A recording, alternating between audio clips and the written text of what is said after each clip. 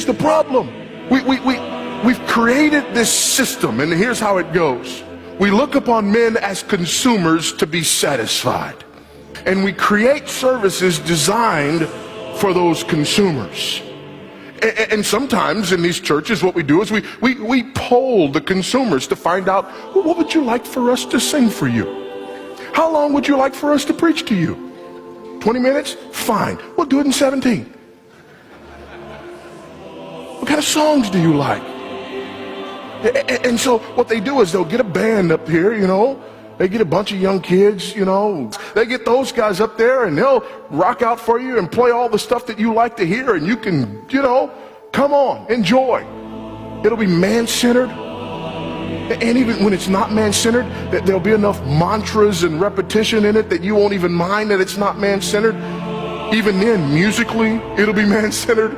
Even when it's not lyrically man-centered, we'll do all that for you.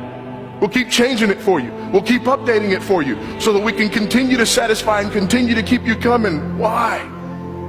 Because apart from brokenness, you're incapable of authentic worship. You think you're owed something.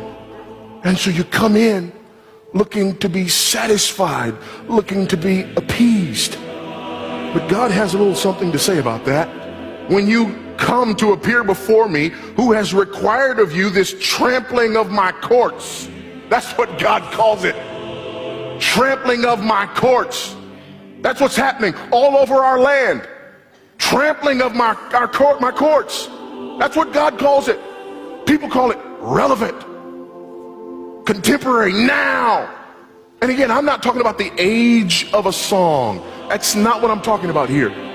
I'm talking about a theology of worship that is completely man-centered. I'm talking about a service that is openly identified as having lost sinners as its target, and not the God of the universe, who is the only one worthy of our worship. That's what I'm talking about.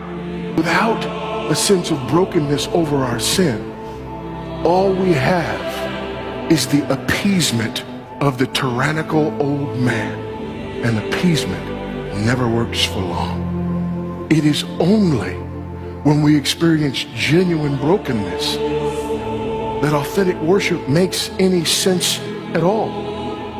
In fact, it's when we come to that place of brokenness, where we come to the end of ourselves, where we're crushed under the weight of our own sin, that we're actually able to magnify the Lord. It's when we come to the end of ourselves that we recognize that God is worthy of our worship. Unless and until you come to the end of yourself, the only thing that will satisfy you is, I am a friend of God. He calls me friend. It's man-centeredness. It's ear-tickling. And it's all we get. May I never get over the fact that God saved a wretched sinner like me. May I never get over the fact that he allowed me to see another day, that he's patient with me, that he's long-suffering with me, and that in me dwells nothing that can satisfy him. May I never get over being broken over my sin.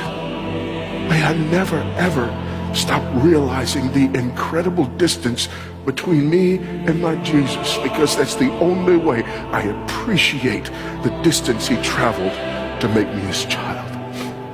Yes, brothers and sisters, brokenness is an appropriate response to sin. It's the only appropriate response to sin, not to wallow in it.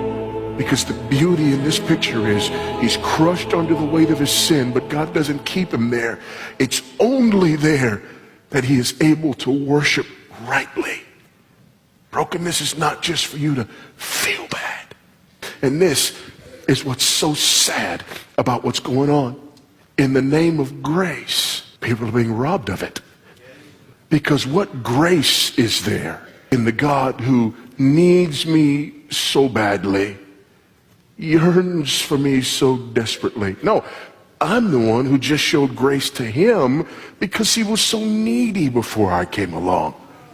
You can have that Jesus all day, every day, and twice on Sunday. Give me the one on the white horse.